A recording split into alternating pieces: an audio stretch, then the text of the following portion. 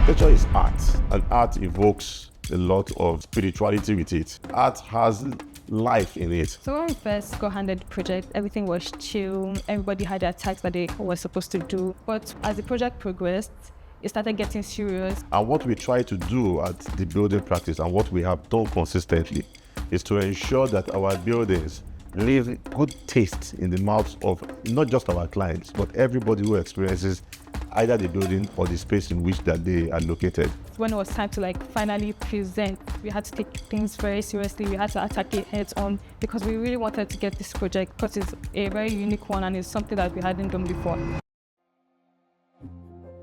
The brief was very interesting. Create something that is not a conventional structure, that identifies with the culture of the people, something that was ceremonial. There was a story behind what needed to be created. What needed to be created was an entrance arc that ceremoniously welcomes people into the Lagos Free Zone.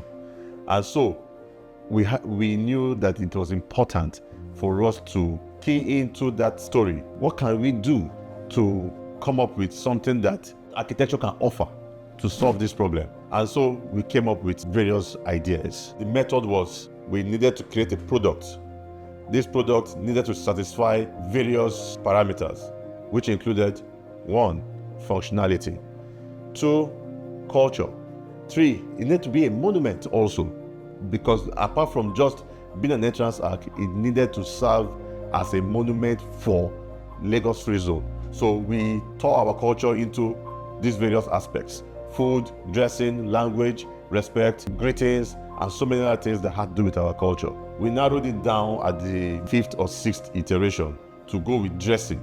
And so we decided that we will narrow our concept down to the filler.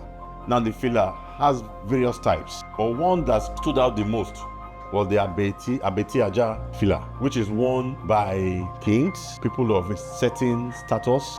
And so we said, okay, let us keep our concept around the Abeti Aja cap and fashion our structure after this part of the Yoruba male attire.